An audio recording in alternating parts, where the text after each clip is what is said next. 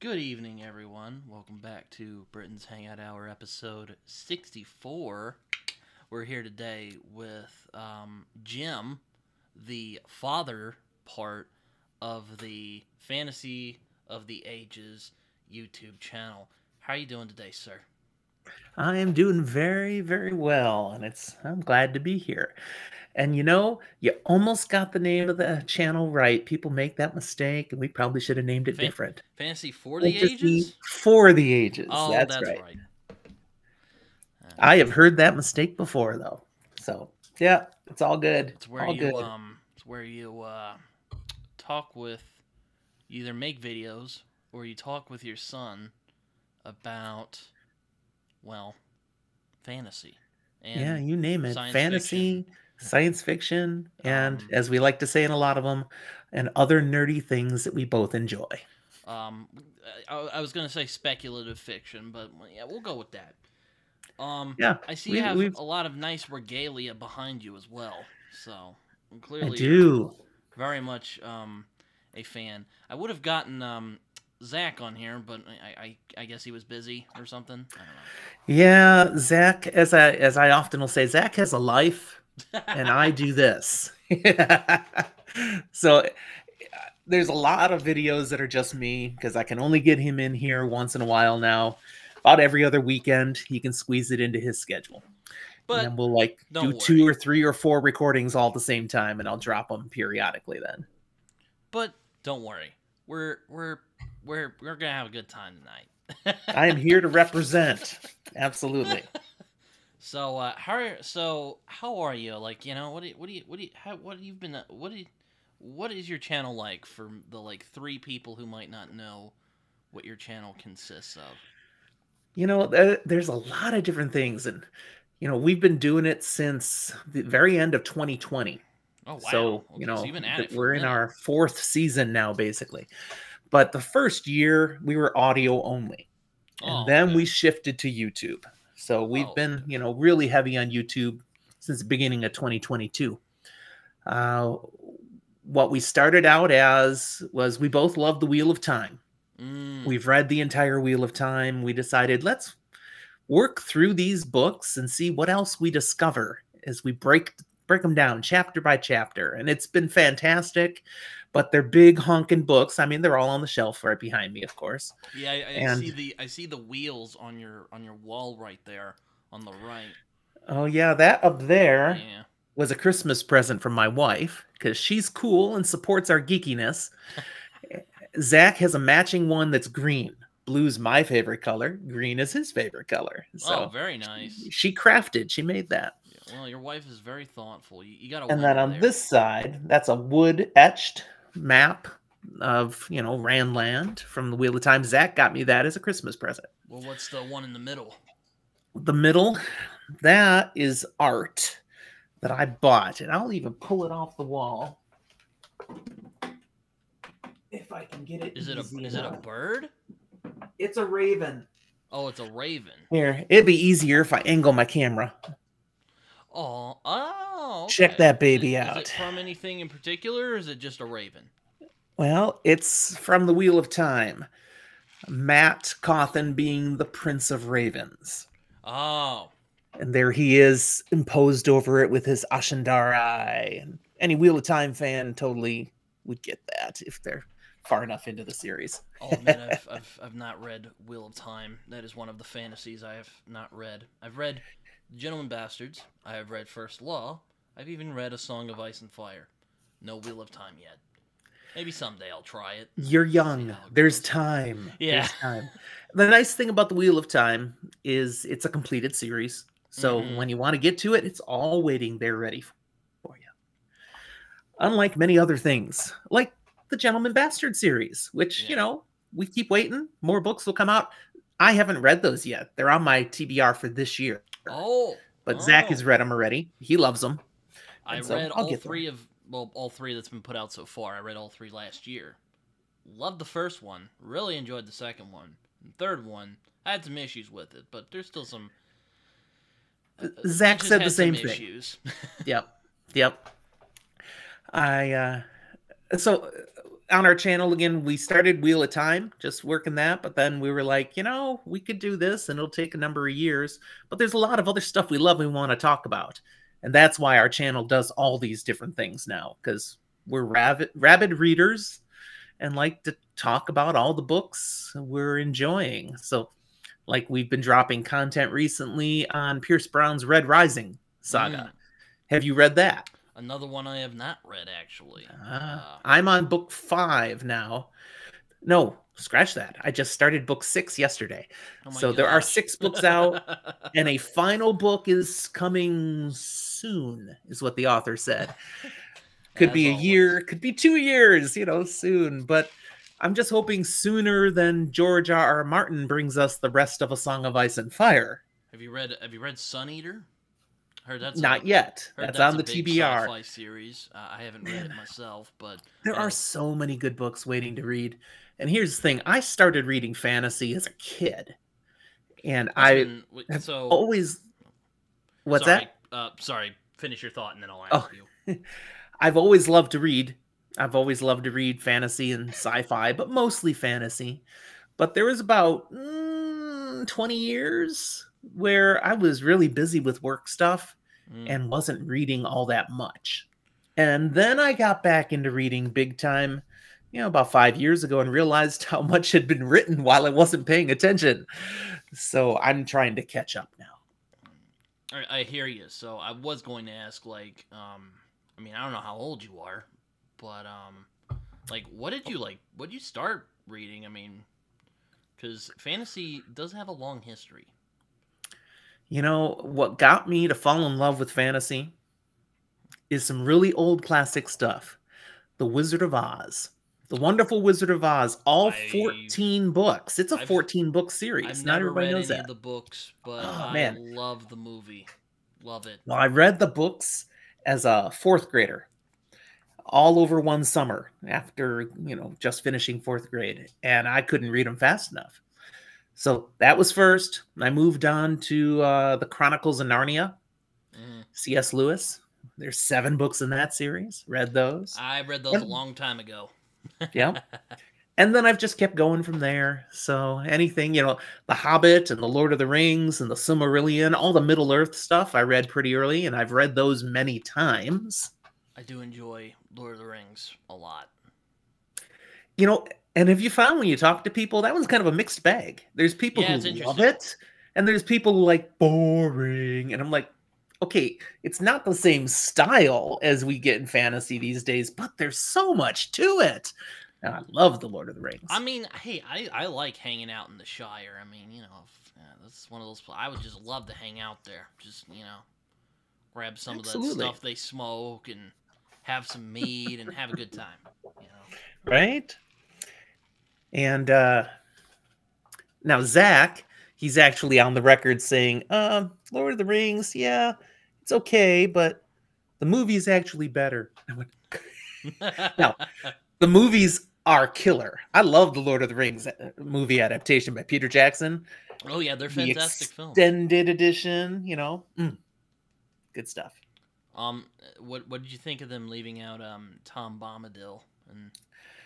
Sad. Tom Bombadil's awesome, but you can only put so much in there, and they already did such a great job.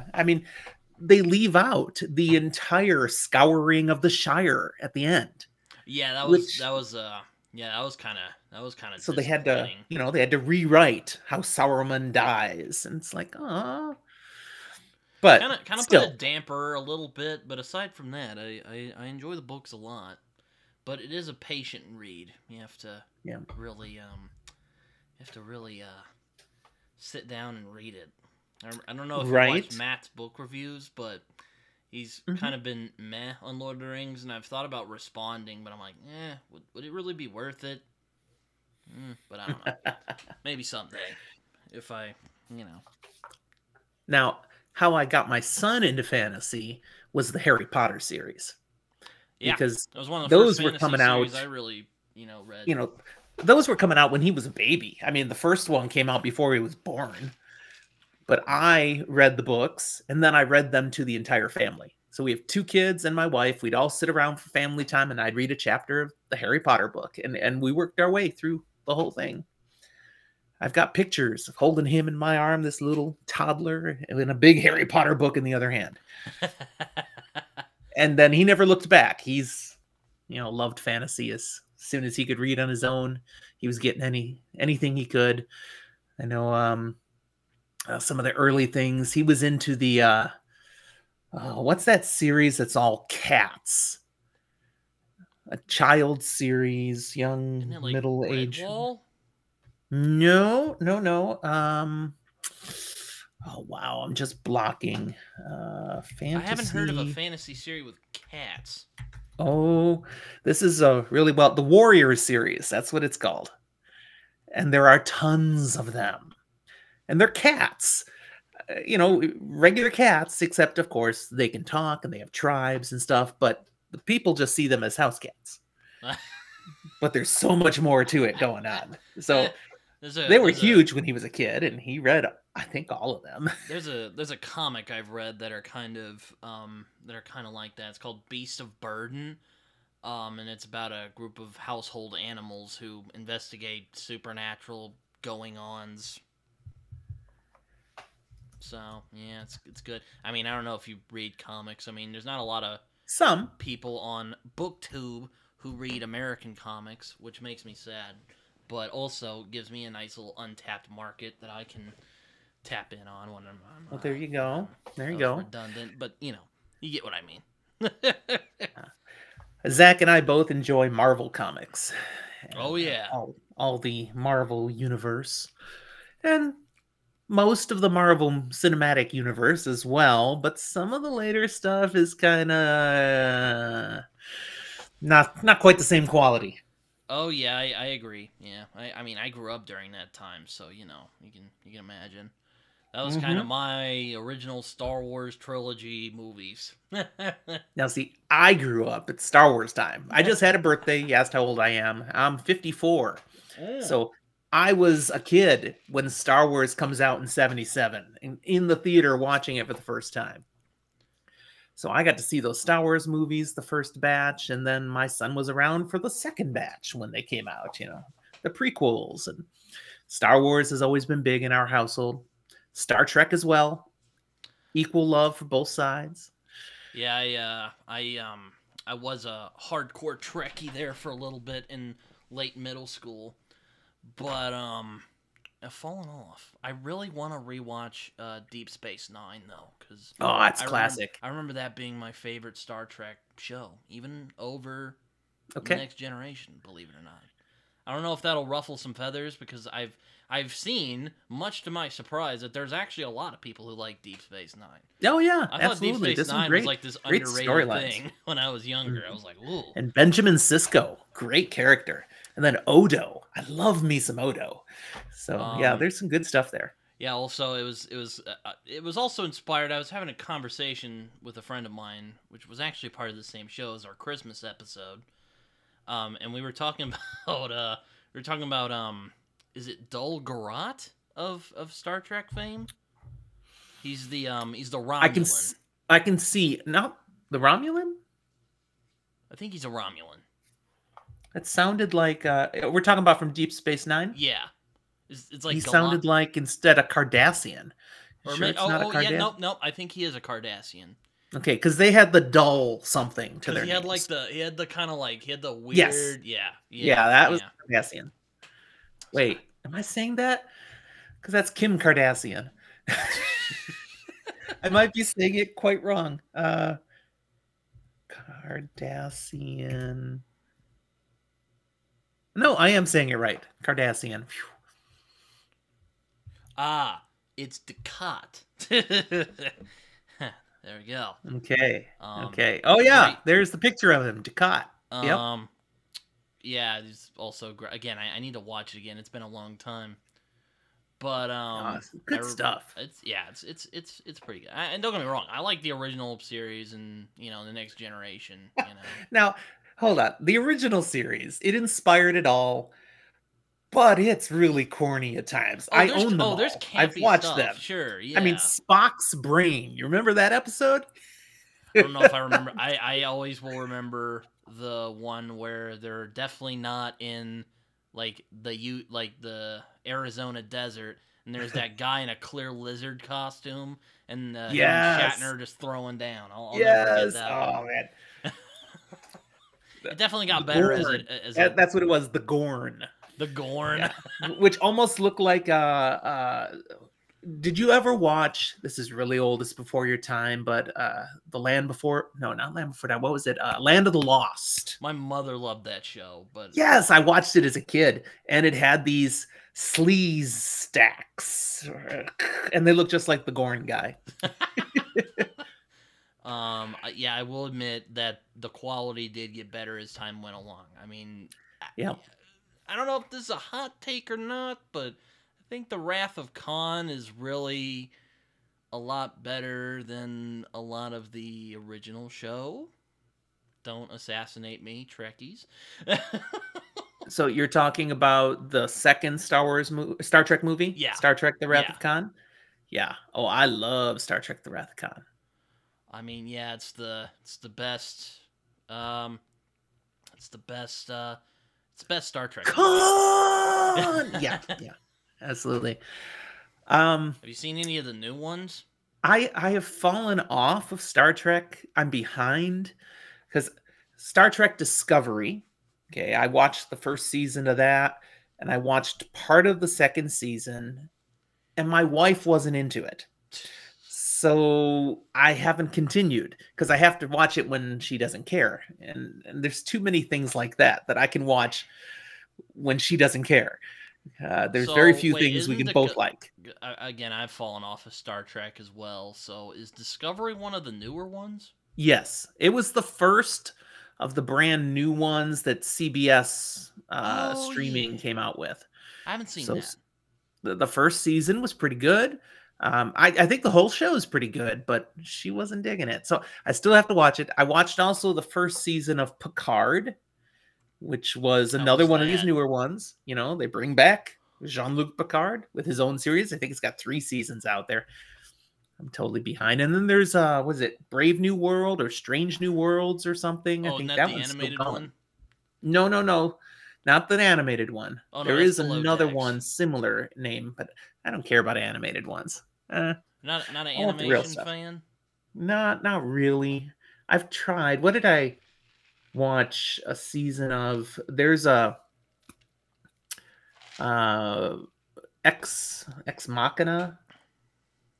Is that what it's called? Are you talking about Love, Death, and Robots? No. There's a cartoon anime kind of thing based on Dungeons and Dragons, Critical Role type thing.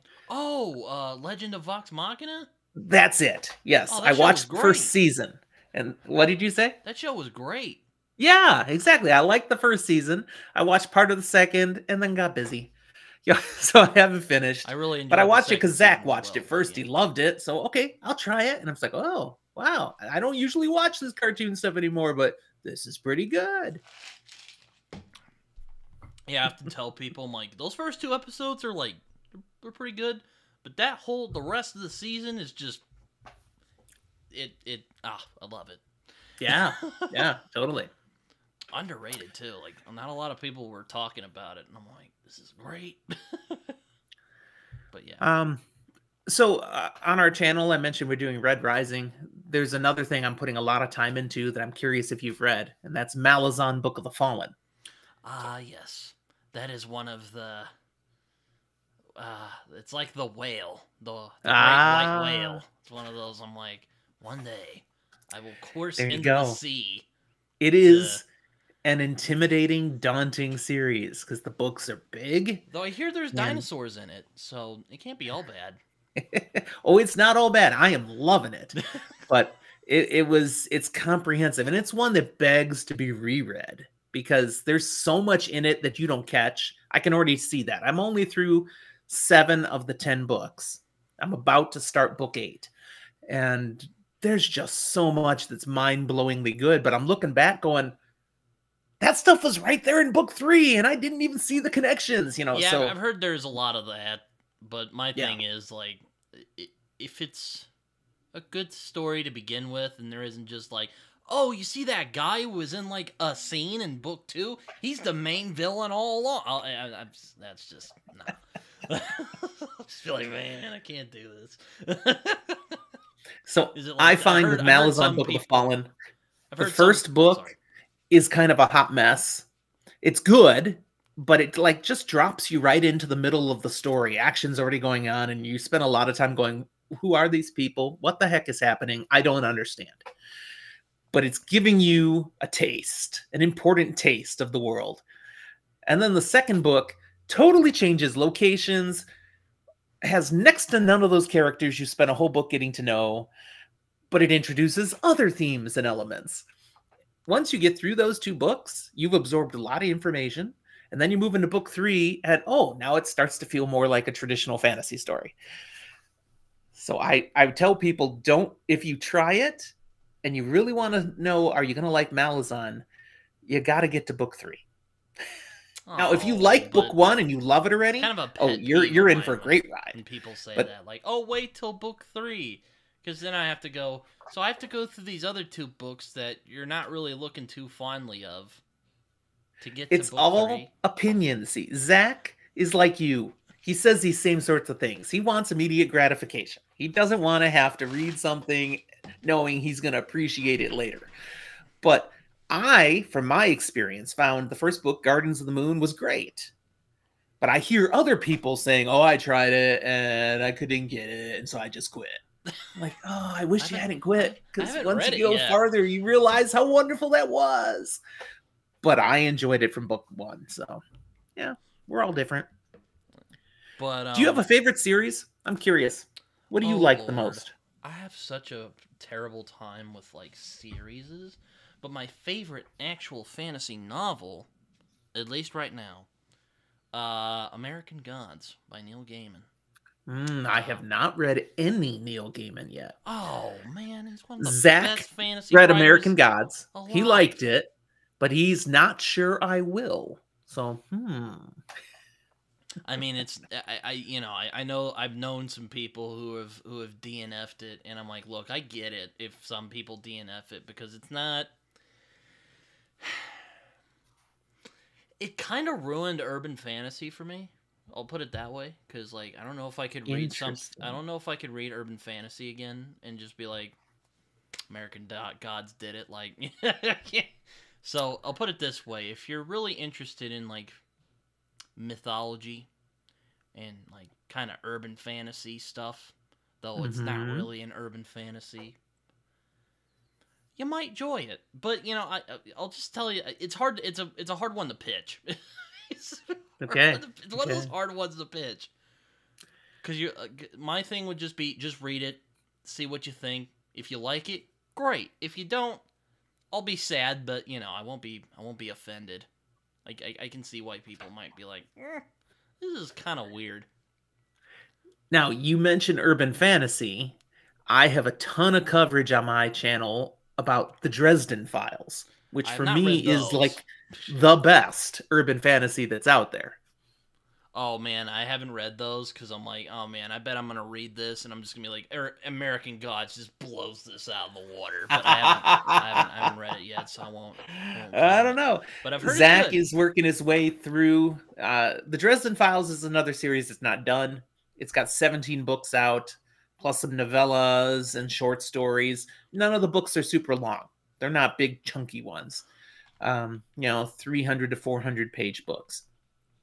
Zach wasn't so sure about how much he was liking the series. Now he's up to book 13 now, and he's like, oh, it's gotten better. I'm definitely going to keep reading. But the first couple of books, he probably would have quit the series, except I was saying, no, this is awesome. Keep reading. So I don't know what your experience would be. But, I've heard they're kind of structured in the same way of like a noir series where they're kind of standalone. But then I hear it kind of becomes more serialized, so I don't know. Have heard correctly. Yes, it's kind of a flavor of the month as you go through the first few, although it is dropping pieces that will tie in later. You just don't see it yet. It's not so blatantly connected until later. But yeah, as you move along, you get to this greater meta story that's pretty awesome and entertaining. But it also helps if you get Jim Butcher's humor. I do. It's like he's writing my style.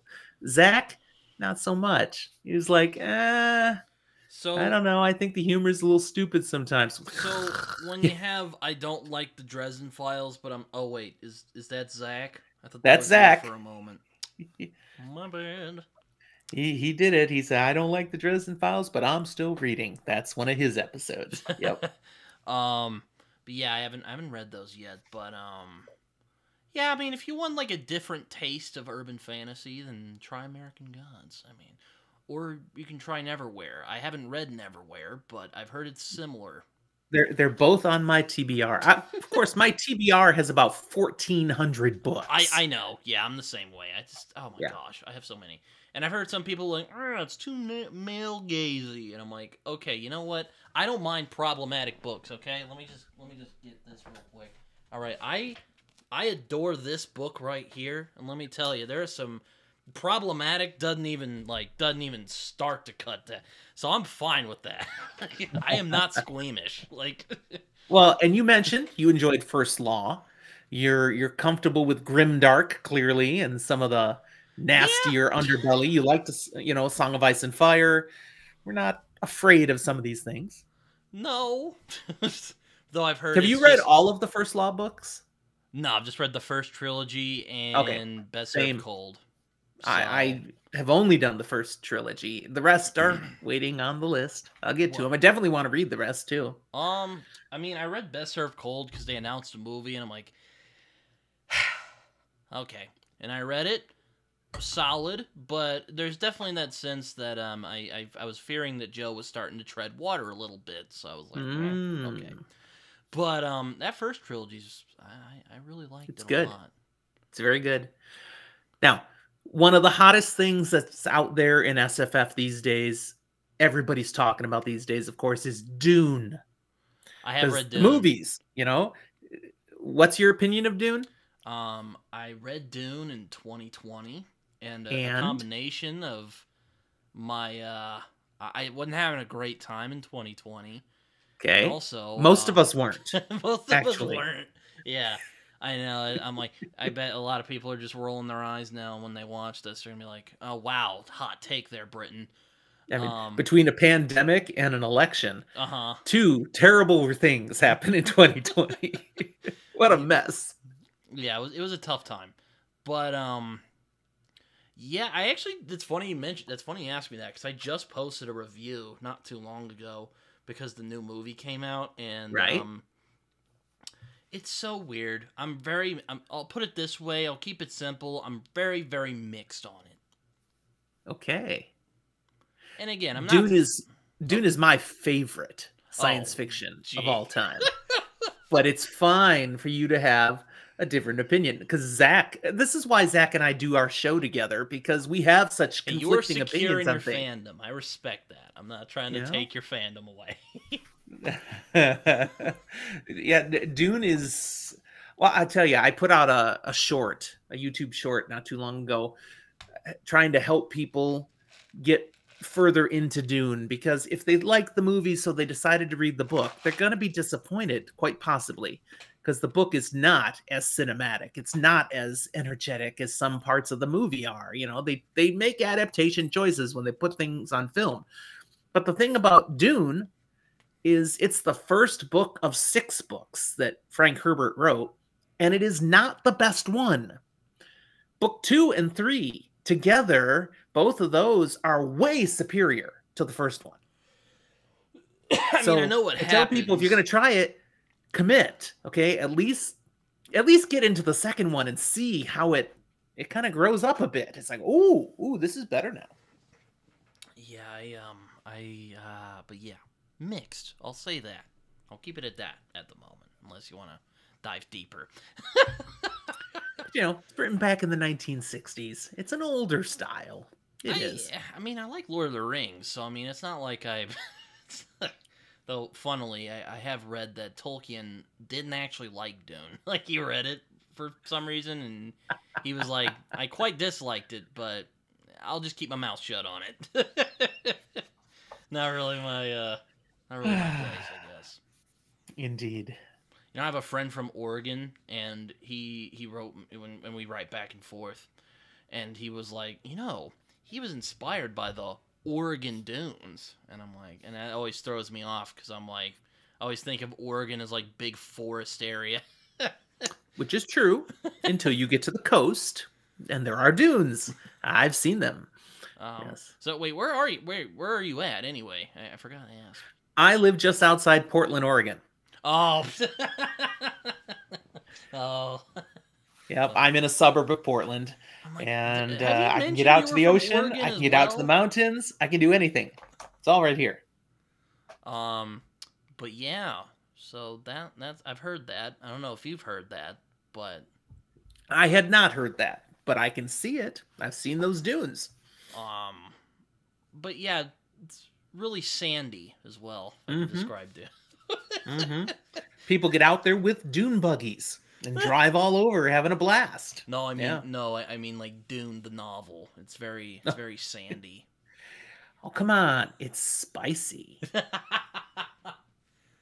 Yeah, I had a weird thing. Like, I remember for a long time ago, I had encountered Dune, and I knew the story, but I was kind of like, I don't remember a lot of it. So then I read it, and I was like, all right, you know, it was good. Also, George Lucas stole the I've read crap not just out of Six, this book.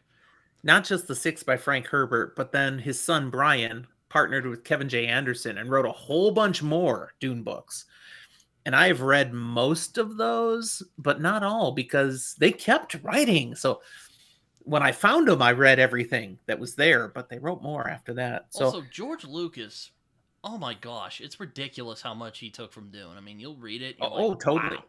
Wow. The Wheel of Time as well has elements that he took from Dune. Robert Jordan was a big Dune fan.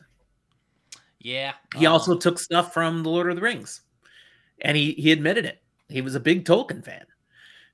He makes stuff his own, but it's in there. Yeah, but yeah, I read Dune. I'm like, yeah, it's good. But also, I'm a bit of a snob when it comes to science fiction, so I might be a little oh, what's the word? More critical when it comes to the genre. Yeah, we cover both, but I've read, this much fantasy, this much science fiction. Oh, The science fiction takes the smaller category because some of it's good, but it's just not as much that I enjoy. Yeah, I know. I mean, a gripe with science fiction that I've seen and I've had is that sometimes they really love focusing on those ideas.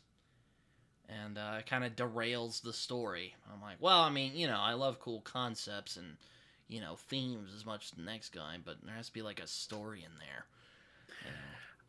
I've been really enjoying the Red Rising saga. It's science fiction, but I had one of our viewers knocking it because it's too cinematic. It's all action. It's not delving into the ideas like you were just saying. And this is someone who loves that kind of science fiction. Yeah, no, Red Rising is more of an adventure tale in space. Yeah, with a little grimdark blended in. Yeah, I mean, I don't know. It's like, how would I describe my taste in science fiction? Well, I mean, I started a show on my channel called The State of Science Fiction. If you want some more to shill real quick, I've been mentioning this in my last couple of episodes, but for anyone who might be interested, it's where I talk about my taste in science fiction and all that. So there you go. So let me ask you, science fiction, one author that I've read 2 books by, there's one more still waiting, that I really enjoyed, Andy Weir. Oh. So have you read The Martian? I have, yeah. And I liked it. I loved it. How about Project Hail Mary? I have not read that one. Hard recommend. Totally enjoy it. He's got another one called Artemis that I have not read yet. Yeah, I heard that one was bad. But well, maybe that's good. I haven't read it then. But the other 2, they were spectacular. And what I enjoyed about Andy Weir's approach to science fiction is it's hard science fiction. It's not mushy stuff. It's not soft. He's really using true science and yet doing it without making it boring. Because sometimes people get leaning into that hard science and you're reading these words and you start to fall asleep. It just bores you. And he doesn't. He makes it fascinating. Luckily he's more of a Heinlein than a Asimov. Though I like both of those guys. Oh. I've read more Asimov, all the Foundation series. Did you read that? Wait, you like Heinlein or you don't like Heinlein? Because no, I like both those guys. Oh, Is it okay. Heinlein and Asimov? I like them both. But I've read more Asimov than I have Heinlein. Oh, man. Asimov. Conceptually, that man is a genius. I'm never going to take that away from him. But with some exceptions, like, for instance, I'm quite partial to I, Robot, and I would say I think that I, Robot is some of the finest science fiction ever written. The 3 rules of robotics. Also, yeah. I love AI, so well, as a trope. I mean, I'm not like a scientist or anything. I like it. AI is taking over now. Oh yeah, which is freaky as someone who loves science fiction, seeing AI being real now, even though it's not really AI because it's still a machine with a function. I'm waiting for AI to just announce it has renamed itself Skynet. Oh.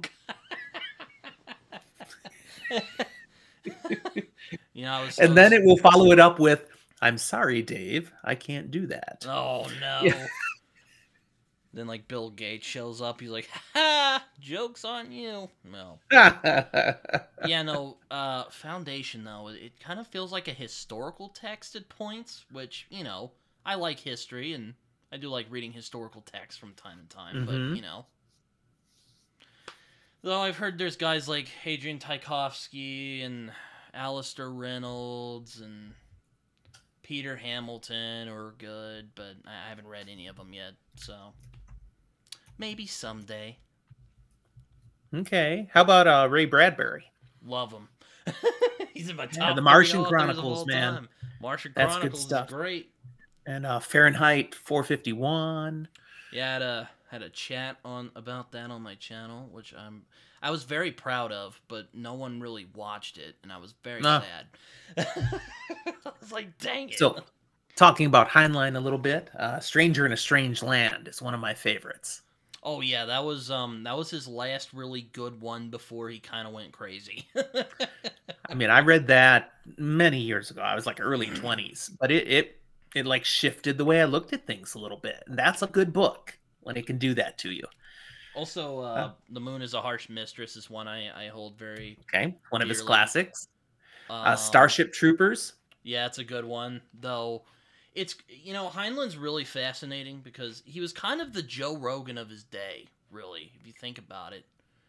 Because like that man, he was really interested in ideas. Well, not like in the way like Asimov was, but just he was interested in people and he was interested in ideas. And he wasn't afraid to explore ideas that people might find objectionable, we'll say. Oh yeah, Strange Land totally is pushing all of that. Yeah, because like it's rare you get someone who's called a fascist, a libertarian, and a hippie at the same time. Right? Which is why I say it's just like my counter to that is he was just really interested in ideas. And now were all of them good? No. I mean, if you read some of his later work, you'll just be like, oh my lord, what was he thinking when he wrote this? But I admire that he was willing to look at those ideas without judgment, I guess, if that makes sense. Sure. Hopefully I'm not going above your open-minded. Yeah. Hopefully I'm not going above your head here. Nah, you're all good. Some of your viewers are going, huh? But that's okay. But, like, just think about how Joe Rogan is viewed today. Like, I don't know if you've watched Joe Rogan at all, but... And don't get me wrong, he gets out there. But, like, it's a similar thing, you know. I think he was just a really curious person. and he just wanted to explore things. And also just in general, the old science fiction writers, fascinating people. If you ever, there's a book I want to read called Astounding, which is about this very subject. Okay. I would love to read that at some point, because like one of the things you find is interesting, like some of these like old sci-fi guys, really interesting people with really out there ideas on how things, and also just weird. I mean, Philip K. Dick was most likely mentally ill, for one. But man, the man in the high castle. I mean, he claimed he saw visions of like God and stuff like towards the end of his life. I mean, also he was a hardcore drug user, so that probably didn't help things. James Tiptree Jr. was actually a woman named Alice Sheldon, and she ended up killing her partner and herself. So you're like, wow, okay, that's wacky. And then there's guys like Harlan Ellison, who just loved raising hell. Who also wrote original Star Trek episodes. That's true. So a couple of other SFF related adjacent authors that I really have enjoyed a lot of, that I'm curious your take. One would be Stephen King. I have a lot of Stephen King content on my channel. I do love me some King. When he's on form, he's excellent. I have read everything in his early stuff, and then there was a lot of the later stuff I hadn't got to, so I've been working my way through things. But I hit Duma Key, and it has taken me currently 7 months. I'm still reading Duma Key, because I can't just sit down and read it. It's like a little bit here, a little bit there, a little bit there. Have you read Duma Key? That is one of his I haven't read.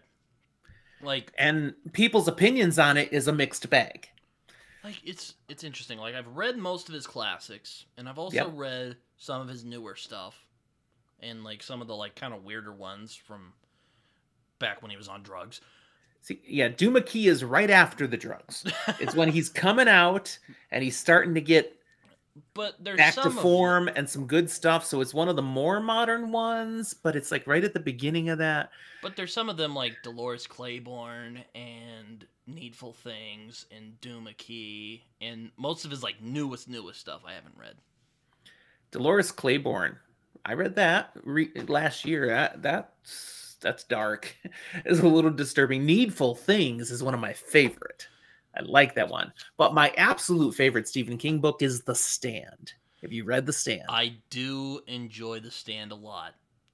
Climax notwithstanding. I think I like the first half of the book better than the second half. But that's okay.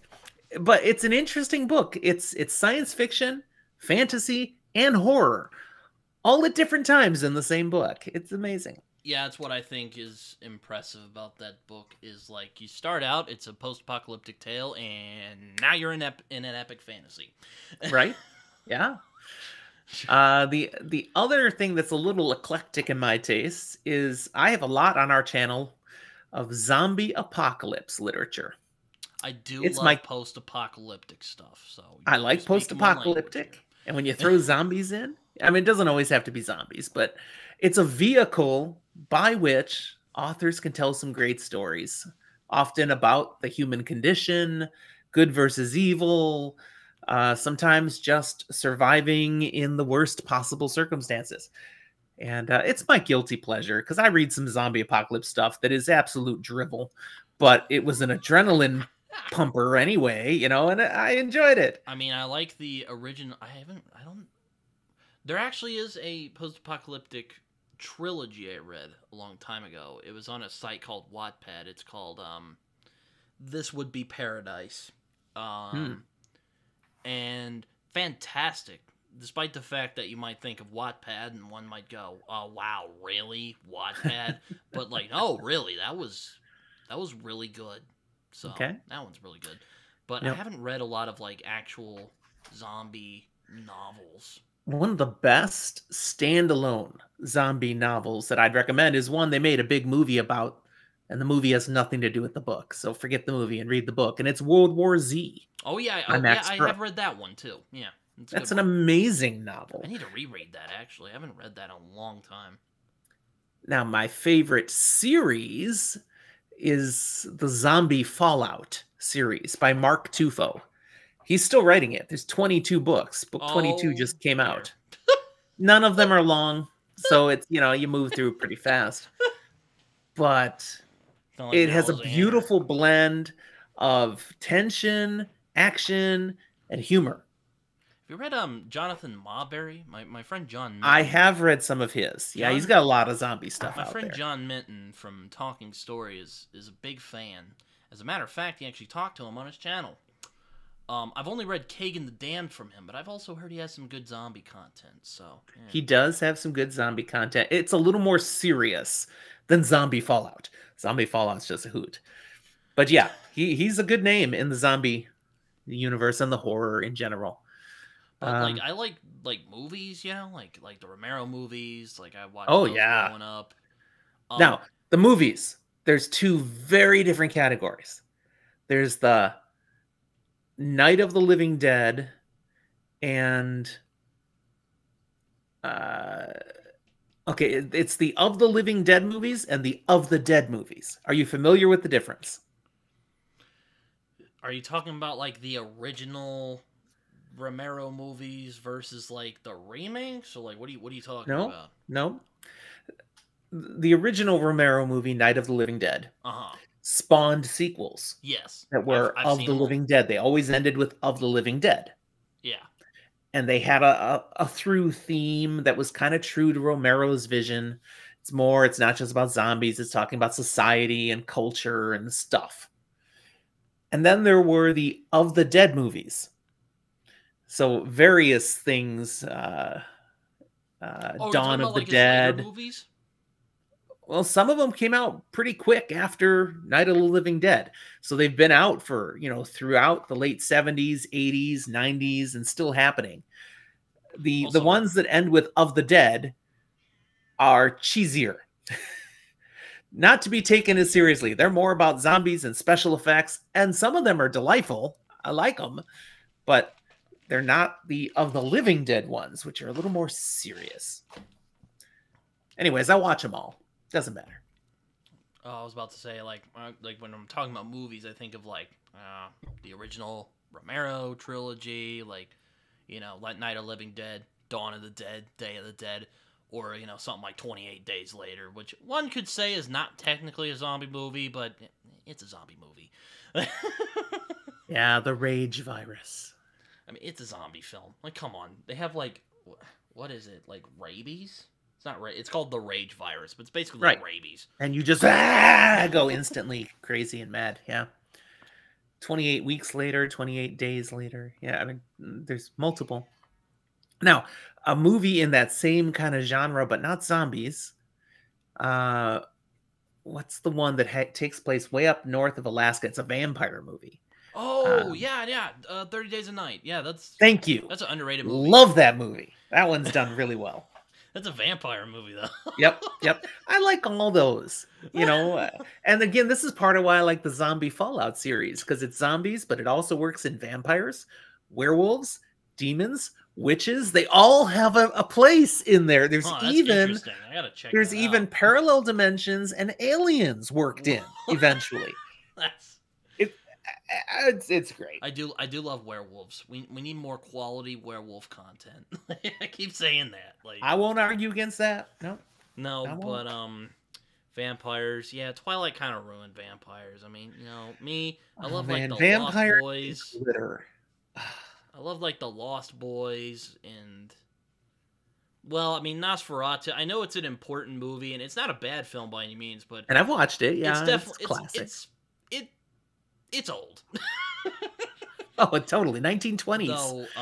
Though, that makeup, though, that creepy makeup they put on Max Schreck, like, oh my god, that looks great. Like, that's creepy as hell. Like, there's even photos of him when he was in makeup. Creepy. Like, you're just like, man, that's freaky. Like, him just walking around and all the people looking at him.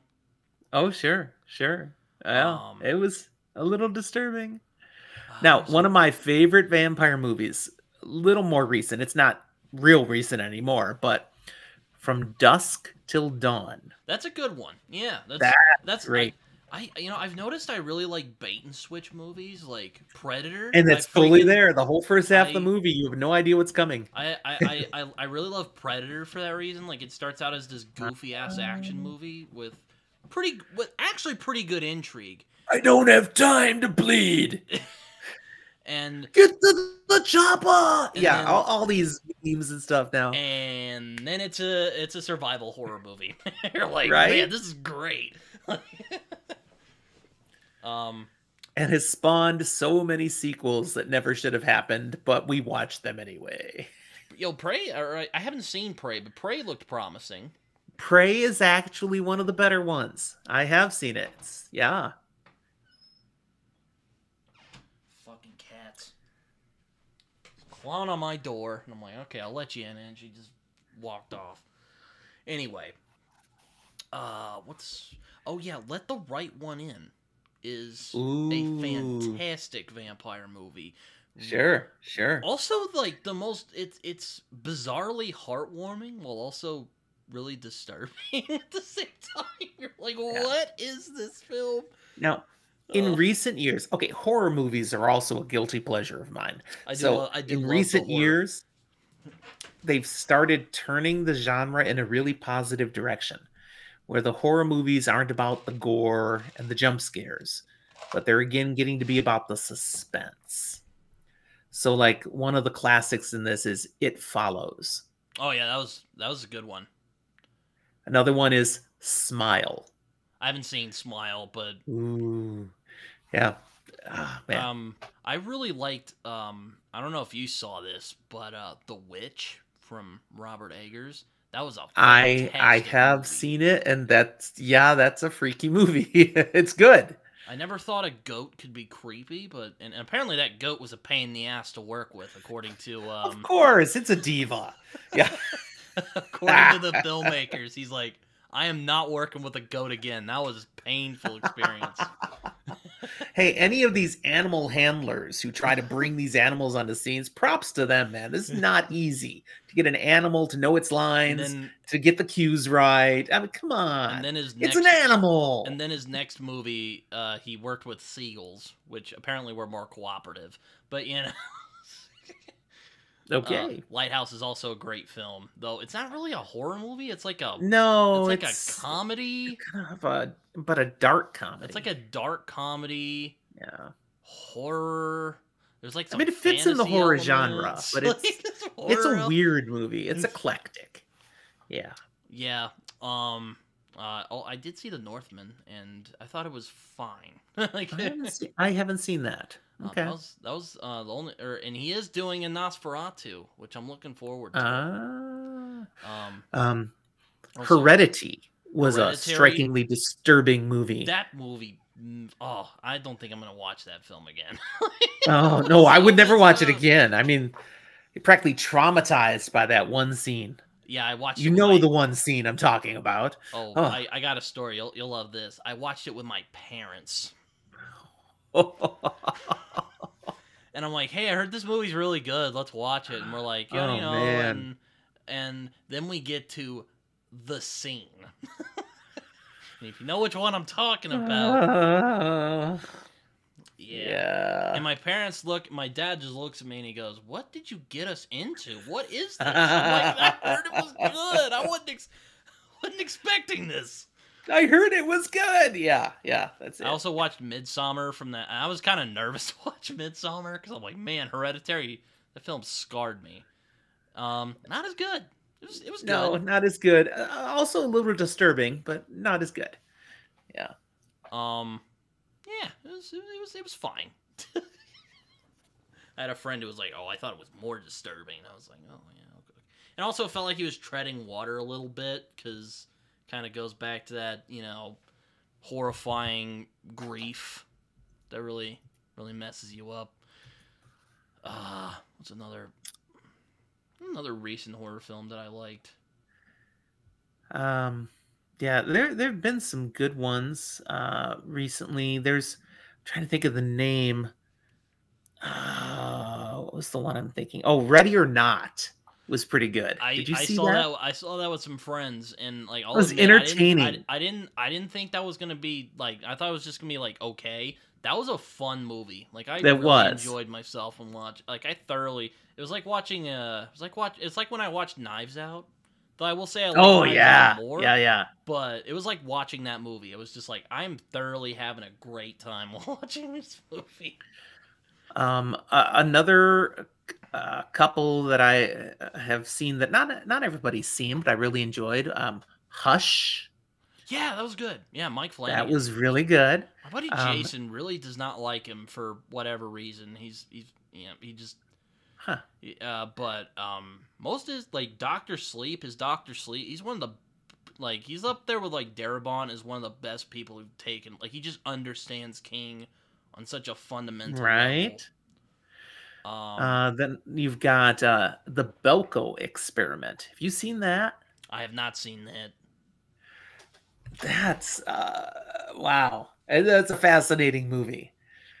Basically, a bunch of people in a corporate building all get locked in, and chaos ensues, and a lot of people die. Oh yeah, didn't James It's Gunn do that movie? I think he did. maybe I think so. Actually, I think he did. I think he like wrote it or something. I think he co-wrote it I or think something. his name is connected to it, though. Yeah, I I came across it just I was randomly looking for a movie to watch and saw it and I went, oh, I'll try this, and I was like, oh dang, this is good. Wyatt, I'd never heard of this. So that one was pretty good. One last one I'll mention that's more mainstream that kind of was really good. It's a remake and a sort. The Invisible Man, Oh yeah, the that's 2020 another one my version. friend Jason just for some reason didn't care for, and I'm like, what?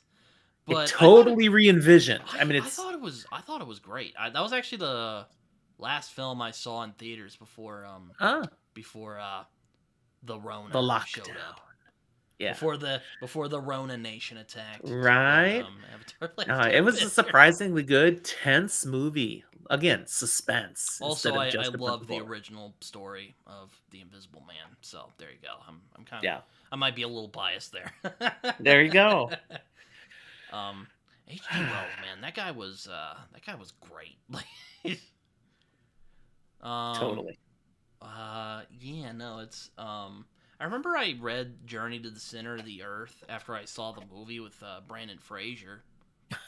Which, very different. Yeah, yeah. Before Brendan Fraser had his issues and stuff, and then popped back with The Whale, which I haven't seen, but I have not seen, but I hear it's great. But I liked Brendan Fraser way back when he did The Mummy oh yeah, and those its first two Mummy sequels. films are really good, far better than they had any right being. And then, Universal Studios tries to come out with a more serious take on The Mummy with Tom Cruise. Boy, did that thing tank. Oh god, It I is didn't even. not a good movie. So They had a stupid. whole vision for restarting this whole Universal monster movie franchise, and that movie by itself killed the whole vision. And it was sad too, because I like a lot of those old, Invisible. I I own them like. all on VHS tape. I don't Then know I if I'm that bought them again hardcore, in DVD. but I do But like the Wolfman. I like the yeah, Invisible Man. I like Doctor Jekyll and Mister Hyde. Like they could have Dracula, Frankenstein, Bride of Frankenstein, Son of Dracula. I mean, on and on. There's so many great classics. like you you could have made gold with this, and yeah, Mummy was bad.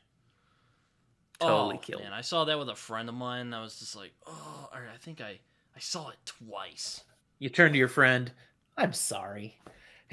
No, he was the one who took me. So You turn to your friend. I hate you.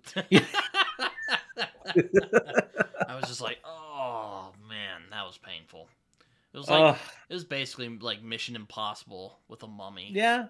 and Yeah. not even good. Like that's like the Mission Impossible movies are actually pretty good.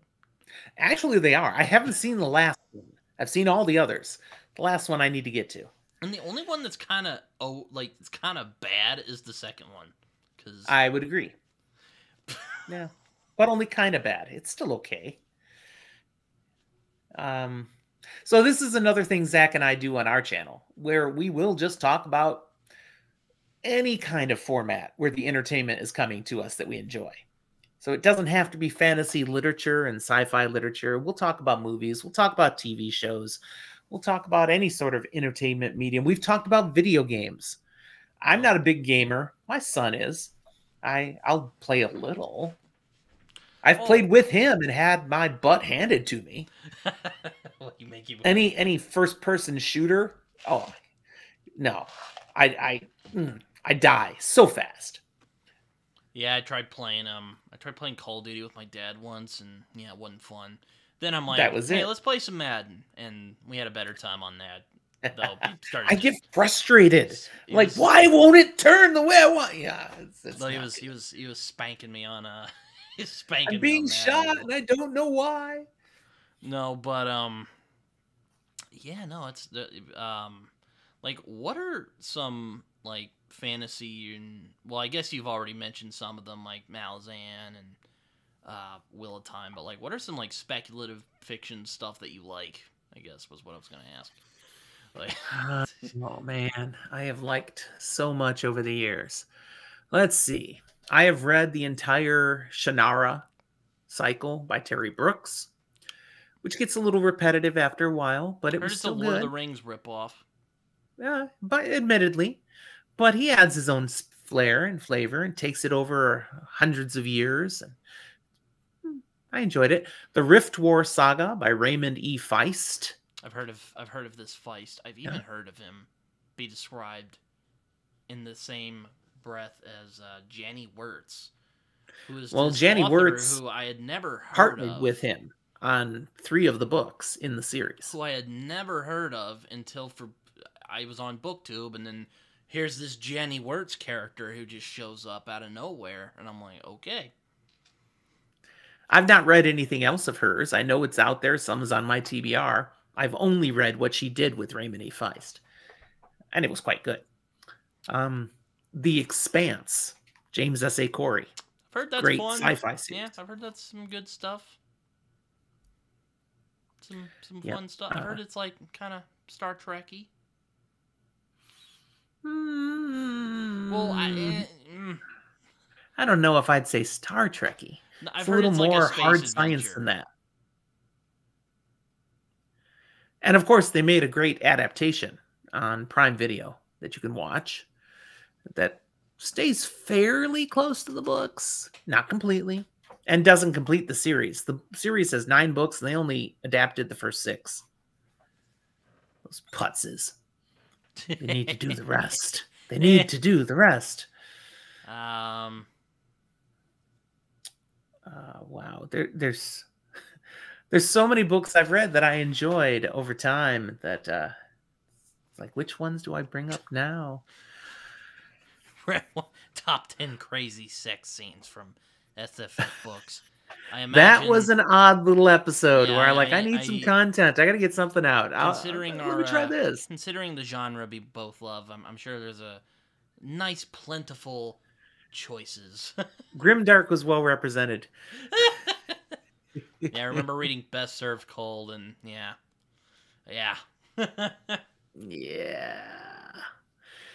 Yeah, indeed. I have some love for the original Dragonlance books, the first couple of trilogies way back there in the 80s. Oh, good fun. Oh, here's one thing that it's one of those shows, kind of like Firefly, where a lot of people are mad that I haven't seen it yet because God knows why. Battlestar Galactica. Yes. Which I should love it because apparently it's written by the same guy who did Deep Space Nine, and I'm like, well, Deep Space Nine is great, incredibly good. But you didn't like it. Is that what you're saying, or? I think I would like it because. Oh, so you haven't watched it yet? I've not seen it. It's one. I have an episode on it when I rewatched. Well, when I saw that video, and I just thought of it, and I'm like, that's one of our more popular episodes. There's a lot of love for that series out there, and when I watched it, I mean, it's been out for 20 years, and it holds up. It does not look like it was done 20 years ago. It's amazing. Though, I heard the ending kind of, they dropped it a little bit, but Everybody has their opinions. I had no problem with the ending. I've heard either people say it sucks or people who liked it, but they felt it was rushed a little bit.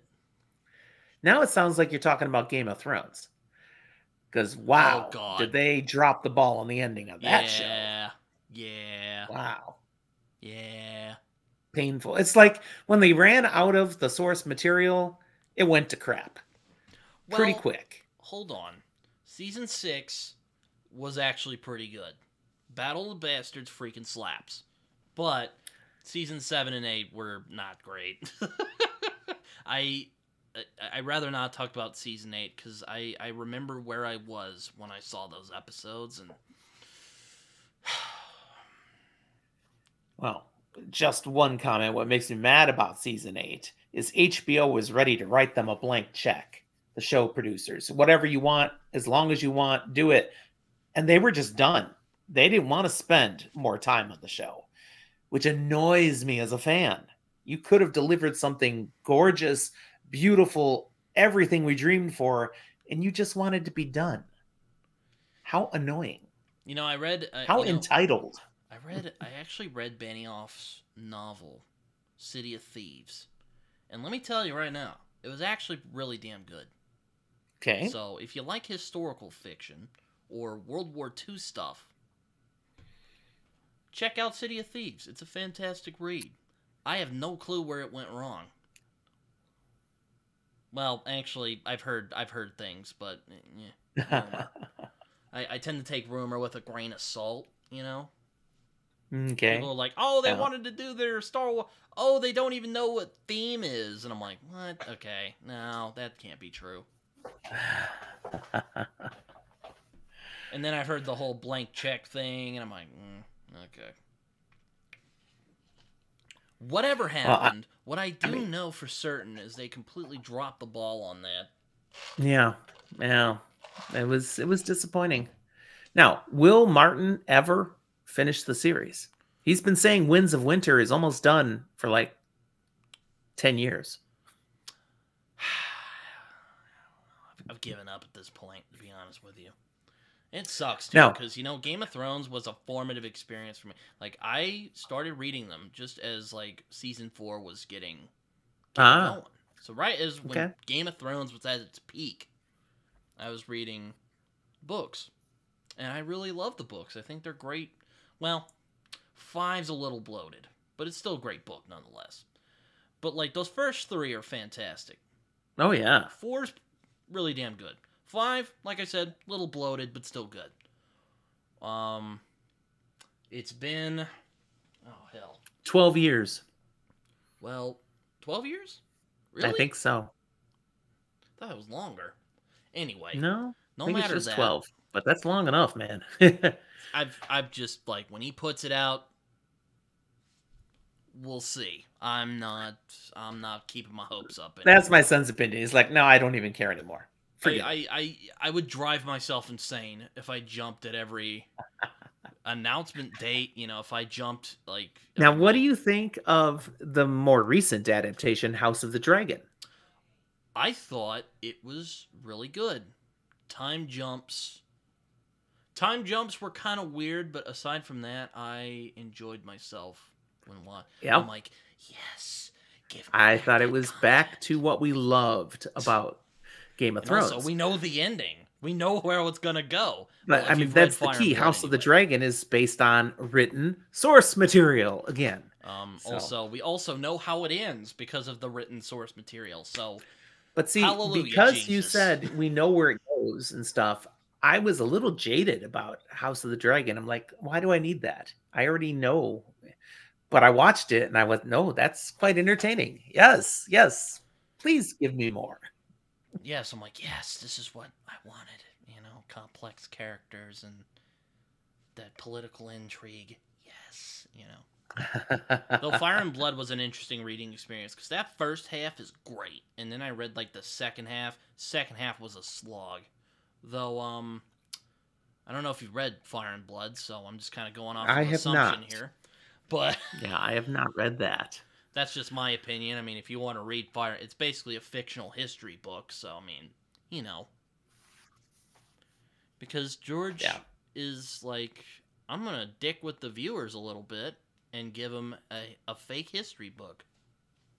You know what I really want though, and I've heard they're doing it. I don't know if they're gonna do it or when they're gonna do it.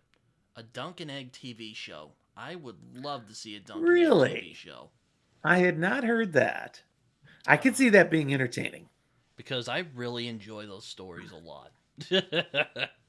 Okay. Well, Now, the ones something I've we read. haven't brought up at all yet, and we're talking all this fiction and stuff, but we've not said this name at all yet. So I want to know where you stand. Brandon Sanderson. I had a feeling you would say Brando Sando. It's interesting. I haven't read any of his books, and Whoa! I know. None? No, Wow. Well, hold on. Let me think. Not that I can remember anyway. Maybe God. But no, none of them. It's interesting because like I have kind of unconventional fantasy opinions, but Brando Sando, I respect him a lot for that dude. That dude's work ethic is ridiculous, and The amount he puts out, and at the level that it is, yeah, it's impressive. I think I mean, I'm kind of a sucker for world building, believe it or not, and I think he really excels at that. I've always been hesitant though, because just his type of fantasy doesn't seem like the type that would appeal to me. Now, I could be proven wrong. I'm not against reading him. I would like to read him at some point, but yeah. Also, there's a lot of people being like, "Oh man, he's so good," and I'm like, we'll see. He's not my favorite. You know, I've heard he's entertaining. I describe most of his fantasy as fantasy for the masses. You don't have to think that hard. You get some great world building, some interesting magic, and basic story. His the Stormlight Archive books, 4 of them out already. That's some deeper stuff. One of the more challenging things about Brandon Sanderson is he's written so many of these books as part of his Cosmere. So they're all interconnected. And it's like you can just pick and choose and just read some. Multiverse, but if you want the full experience, you got to read them all. Because I've read Stephen King, and he also has one of these. So, you know. He does. I need to reread The Dark Tower, speaking of that. I reread that last year. It's like, it was so much better than the first time I'd read it. Yeah, that's one of the most weird, fascinating, you know, not what you would expect from Stephen King, but yeah, no. I mean, my God, there are sentient trains who love riddles. AI was real way back then already. Yep. No, but no, I haven't read Brando Sando. I don't know Well, if his style would appeal to me, but 2 suggestions for you if you wanted to dabble. I should know. I have thought of checking out Mistborn because and Mistborn's fine, but it's a trilogy then, and it leads to another quadrilogy and yada yada. Okay, what are your suggestions, Mr. Jim? Warbreaker, standalone novel. It's part of the Cosmere, but you could read it just for itself. You don't need any of the other books to appreciate and understand Warbreaker. It's his second novel that was published. I don't recommend the first one as something to jump in with because it reads like it's his first one. Elantris is his first novel, and it's just not as good. It's fine, but you want to know what excuse me, you want to know what Sanderson's about, you read Warbreaker. But beyond that, you want to get outside the Cosmere. Man, Frog. From last year, he wrote 4 secret novels. Yeah. It was a big deal. Kickstarter, all that. I remember. The second of the... Was it second or the third? I think it was the second of them. is not part of the Cosmere. It's the one that's a standalone book. Oh, is it oh man. Is it that one The that he wrote Frugal for his Wizard's wife? Guide to Surviving Medieval England. Oh. It's really science fiction with a little bit of a fantasy flair. It's delightful. I loved it. Now, a lot of Sanderson fans ripped on it. They didn't think it was up to his standards. And I'm like, no, you just want more Cosmere stuff. Shut up. This book is great. I found it so refreshing. I put an episode out saying, the Cosmere may be ruining Brandon Sanderson. Because here I got to read him without the constraints of all the Cosmere stuff he's trying to tie together. And it was just fun. I loved it. So you want to see his writing style without being hooked into anything else, that's the book I point you to. I'll have to see. I mean, the only one that kind of looked interesting to me was Mistborn, because I like the idea, because I've heard the idea is basically, what if the Dark Lord won? And I think, that could be interesting if done well. So, And I liked Mistborn, but I'll tell you one thing about it that doesn't play into what you already told me about yourself. It was a lot better the second time I read it. See, I'm listening. I see you, Britton. Well, I mean, I'm being challenged. I don't know. I didn't appreciate Mistborn as much the first time through. It was okay. Then I went back and reread it before I read Era 2. And I was like, oh, okay, I see some of this. This is better than I remember now. I thought it was interesting seeing him and Joe Abercrombie on that. I don't know if you've watched Daniel Green, but when Daniel Green got Brando, Sando, and Joe Abercrombie together. Oh, when I think of the two, I think they're just so categorically different. Oh yeah. And I thought totally that was interesting. I thought that was an interesting just clashing of minds. And I like his YouTube channel. Daniel Green? Yeah. No, Brandon Sanderson's channel. Oh. His channel is rather informative at times. Yes. I like hearing about his takes about video games and stuff like that. He just recently announced he has a 5th secret novel coming out. Oh my god. Yeah, that was... I'm not pre-ordering this one. I got on the Kickstarter thing last year. I had all those right away because I went ebook route. So the day they dropped, I could start reading. But that's enough. I'll get this one when it's available. Oh, I see. I have so much to read. I don't need more Sanderson right now. However, Book 5 of the Stormlight Archive releases in December. So I will be doing a reread of the first 4 to prepare for the 5th. Oh, there's going to be 10 books in his Stormlight Archive. Oh. But they're in 2 sections. So Book 5 is going to finish this first section. And then I think there's going to be a time jump, kind of another era of Stormlight Archive.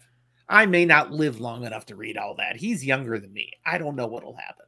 I do see that you covered 11/22/63, which is not only one of, maybe my favorite Stephen King novel. I don't know if it's my favorite yet. But it's definitely one. It's in the top 5. It's very good. I don't know if I rank it quite as high as you do, because I really love some of those classic ones. Pet Cemetery, Salem's Lot, some of those old classic ones I just loved. Salem's Lot's good. I think it does that concept better, though. The kind of the evil that's underneath the town that's lurking. But 11/22/63, very different. He was proving his writing skill with that book. He can write the phone book and make it interesting. Stephen King is a great author.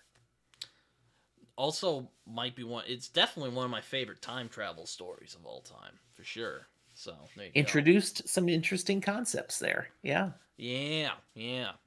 Also, I have a bit of a vested interest, and have been, to the JFK assassination. So, I've been to the site. Because, so you've seen the museum. You've explored the grassy knoll. From where he shot him, or allegedly. Allegedly. I've seen the X's where where he got shot. Yeah, it's yeah, that was, and how he created the time. It was crazy. Yeah. Yeah.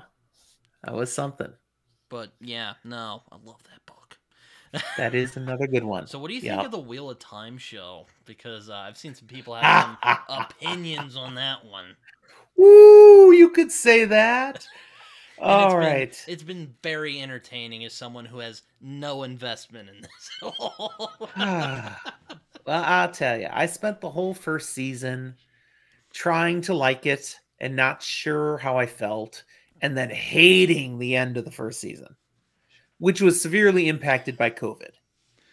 Oh, But then I came into the second season saying, please be better. And the second season was better. But I also had to get to a point, which happened by like the second episode of the second season, where I just finally had to say, fine, forget about the books. Let me just see if I can just enjoy the show on its own merits. If you constantly compare the adaptation to the books, you're going to constantly be ticked off because they're changing so many things, and they're changing it with a very clear modern cultural agenda. They're emphasizing things that, yeah, you could discern are in the books, but not elevated to the level they're wanting to elevate them to. The showrunners, they have a story they want to tell a very specific way. So you just kind of got to roll with that. And if you can enjoy the show. It's being very well done. Great effects in the second season, solid acting. Overall, pretty good. And I'm looking forward to season 3, whenever the heck that comes out. But season 1, I was very unsure. I did watch Rings of Power. Oh, I only could make it. Excuse me. Let me vomit a little off to the side. Oh man, I wanted so bad to like that show, and I hated its guts. How did you feel? Tell you, I only could make it. I could only make it 2 episodes. I'm like, this is so freaking boring. I cannot do this anymore. I was literally yelling at the TV multiple times. My wife was like, "Dear, calm down." But it's so bad. Yeah. I made it through. But I don't think I can watch season 2. It's just, that was a waste of my time. Like I wasn't offended by like the black elves or anything like that. Oh no. It's just bad writing. It's boring too. My God, like it's like and you know the worst part, there's potential there. Like, oh man, I would like to see a show about an elf-human romance. I think that could be fun. I would watch that if it's quality good. source material they could be drawing on. They are very loosely drawing on the source material and then writing a whole bunch of other stuff that they think is cool. And it sucks. Yeah, I'm just like, I bet Tolkien is just smoking his pipe and he's just shaking his head like, those bloody idiots. They don't know what they're doing. Yeah. I really wanted to like it. I knew how much money they put into it. And hey, the special effects are amazing. It's a beautiful show. But the plot is horrible. The acting, some of it is okay, some of it not so much. Just overall underwhelming, and yeah, I will not waste my time. It's the fantasy craze, man. Let me tell you. It's like when you make, it's a problem that many things have happened. It happened in comics with Watchmen, or movies with like The Godfather. I liked Watchmen though. Or hold on before I love Watchmen, but let me get past go my on. point. Game of Thrones. It's people see this thing that is phenomenal, that just changes everything you know, and then people try to do it again, but they're not as skilled, and they completely miss what made that original thing so good. So there's the problem for you. There you go. But the original Watchmen run was fantastic. I did see you did a video on that. So. I did.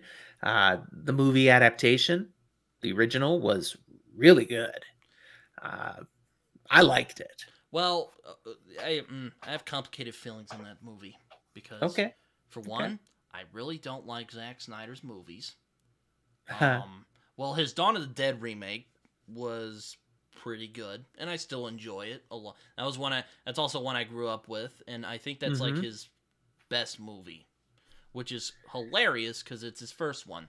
Also, I like 300. It's just ridiculous, over the top. Pretty good. So you weren't a big fan of the Justice League? Give us the Snyder cut. Hated it. Hated his DC that did not make films. it better. Hated it. My friends suckered me into watching that 4-hour cut. 2 hours. There was 2 hours of stuff he could have cut out. Sucker Punch is the worst film I have ever seen in my life. I have not seen that one, so don't do it. It's I won't bother. Drivel. But his Watchmen film is not bad.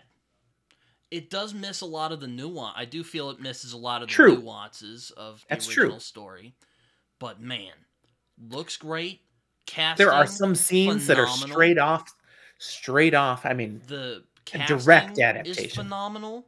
I mean, Jackie Earle Haley as Rorschach was phenomenal. Yes. But, again, it's just kind of it's just, Let me ask I'll you put it this way. It's probably the best Watchmen adaptation we're going to get. No, that's true. Let me ask you about another fantasy series and then to screen adaptation. The Witcher. I have only read the first short story adaptation, and I played the third game. And I've enjoyed them. Okay. I watched the first season, and let me tell you, it actually wasn't that bad. I thought it was pretty fun. I didn't love the time screwery stuff, but there's some genuinely great episodes of that show. Like, that one with, damn it, what's his name? He's in Game of Thrones. He's the wildling, red hair, Tormund. The one with Tormund, phenomenal. That was so good. Okay. I heard it gets pretty bad from there, but I just kind of stopped after the beginning of season 2. But that first season was pretty good. I've read all the Witcher books, but I didn't read any of them until after I watched season 1. And I was really confused watching season 1 because I had no context. I'm like, what is going on? It made more sense after I'd read the books. But I didn't mind season 2, season 3. And I think that's as far as they went. Then there's gonna be a season 4. They got a new and actor. I'm not gonna watch that because they've replaced the guy playing Geralt. Big suck too, because I really like the Witcher world. I really do. Yeah. Like, I played the video game, The Witcher. I played The Witcher 3 and I played The Witcher 2. And I liked a lot. I played Witcher 2. Just some of it. Again, not very good at video games. I liked both of them a lot. But and I love the world of The Witcher too. I mean, I really, that's kind of my bag. It's the type of fantasy I like. All right. It's not really grim dark, but it's dark, but it's not like grim dark. It's just fantasy. It's great. Yeah. Yeah. Because I'm actually hoping to make a video soon talking about grim dark and kind of my weird relationship with that subgenre. And also I want to get a friend of mine who's like huge into grim dark, and then I'm gonna interrogate him about what grimdark actually is, and I'm looking forward to that one. Mark Lawrence, The Broken Empire. Have you read that? I haven't read those. I have a buddy I have several friends who love it. I did read Beyond Redemption by Michael R. Fletcher, which I haven't read that. You think Joe Abercrombie's dark? Get out of town. Michael R. Fletcher. He does not hold back. Okay. I have a self-published author I could recommend in grimdark land, and that would be John Palladino. I've heard of this guy. Yeah. He's got The Tragedy of Sedaine is the series he's putting out. 2 books are out now. The Trials of Ashmount and Buzzard's Bowl. And they're both fantastic. Yeah. And then it freezes on me.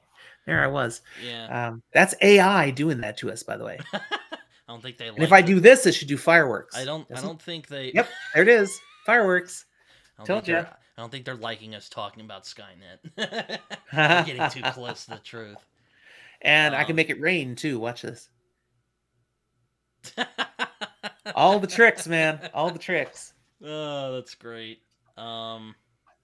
No, what were you talking about? Oh yeah, you were talking about Palladino. It Have you tries to have do you it. really touched into self pub very much? Because that's one thing this year that I was really trying to do more of. But man, Yeah, school's I been am. I taking a am lot of my dabbling. time. I am dabbling in self-published. So John Palladino's work I've enjoyed. There's Gregory Contaxis has the Dance of Light fantasy series. He's got a book and a novella out already that are both quite good. Um, and what's that other fantasy novel that I just recently read? Yeah, I'm not going to pull it out now. Now I'll feel bad. Uh, it's got a big sword on the cover. Wow, that's Wow. a great detail right there. That narrows R.E. the search. Sanders is his name. What's the name? Oh, is that the one? Is that the one with the big toad? I had a friend who was telling me about that. That sounded No, really no fun. Toad, No. but A Path of Blades. That's what I Oh, was trying to think of. He's got another book coming out soon, but A Path of Blades was fantastic. oh, there was one that someone was telling me about, and if you've The gotten this Toad. far, you can let me know in the comments. But there's on the cover, there's these guys riding around on big frogs like horses, and I'm Interesting. like, this sounds bonkers, and I want to check it out. But Because I like, yeah, there's some because great you know what? self-published stuff out As there. much as I like grim, introspective stuff, sometimes I just want to let loose and check out some bonkers, ridiculous stuff. Like people riding frogs. Yeah, why not? um, but yeah, I did see he did or what were you saying? Oh yes, you were talking about self pub authors. What's some I want to check out? I did talk to AR Witham recently, who's a great guy. I really want to check out his Legend of Blackjack because it sounds really fun. Okay. I have my buddy Joe Burns, Wistful Ascending, which I want to check out. Though it's going to be kind of weird reading a superhero novel because I'm so accustomed to them in the comic books. But Joe's a great guy, so I'm gonna check it out, see how he does it. Have you read We Break Mortals? I don't think Thomas so. Howard Riley. I don't think so. No. It's self-published, but it's grimmy grimdark. It's I the most graphic, disturbing deaths I've seen in quite a while, Mm, but because of the magic system he created, which is so intense, it's really quite good. oh, it's called Beyond I Redemption almost then. I almost quit reading it when I was about 15% in because I was just the way he wrote one of his characters. I hated this character. Well, Well, I was supposed to hate the character apparently. that's the thing. That's why I said I have a weird relationship with Grimdark because like I don't know.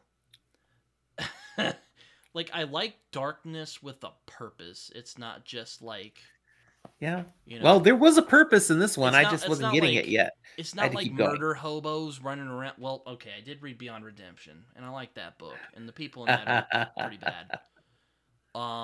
Though there was a purpose to that, so I mean, if you want to know magic system, the magic in that is based on how crazy you are, like how insane you are, which could be done terribly, but it's done really well, and All I right. really dug how he did that. It's very like if you've ever read Michael Moorcock, it's very much like that, very Well, that's still trippy. sitting on the TBR. It's Got to very get much to that those. same Moorcock Elric trippiness. Okay. But yeah, I thought that was a really good book. But I don't know. It's weird. Like, again, I'll have to make a video about that because There you again, go. it's because Grimdark is like such a weird thing. Like, because I like darker stuff, but like, like I'll talk about my pet peeves of YouTube if you don't mind. I don't, hopefully I won't offend people while hashing this out. But one of my pet peeves is when people say morally gray. Because I don't know, it just maybe it's just like how I view morality. Like I don't know, it's just like I think there is a good and evil. I don't know if it's like quite like Tolkien-esque where there's just these big forces of evil and good. I think it's but I don't like the idea that it's all just a matter of perspective and it's all just up in the air. Mm-hmm. You know, Okay. I find that's kind of what. And I don't know if you've ever said morally gray, so I'm not trying to like personally attack you or anything. I'm not personally attacking anyone who's saying morally gray. It just kind of kneels me a little bit. Gotcha. Hey, we all have our pet peeves, man. It's all good. It's all good. It's like, oh yeah, check out this grimdark with morally gray characters. I'm like, all right, I'll just deal with it. No, but sorry about my little mini rant there. It's all good. Well, I kind of have to get going. Oh, well, I don't want to say that's good because I've been enjoying this chat a lot. This has been delightful. I am getting hungry, absolutely. Though, so it is. And I just checked. You're much later than I am. I'm just hitting dinner time, and I'm tracking my wife on the computer, and she's almost home, which means it's time for me to get dinner out. You're tracking your.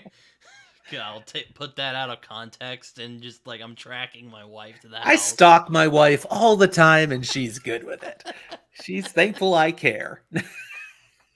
But this has been fun though. Absolutely. Thanks for inviting me on. I've enjoyed it. Well, okay. Last thing I would like to do before you get going. If you want to shill anything, if you want to promote any of your social media and stuff like that, go right on ahead. I appreciate that. You can be shameless.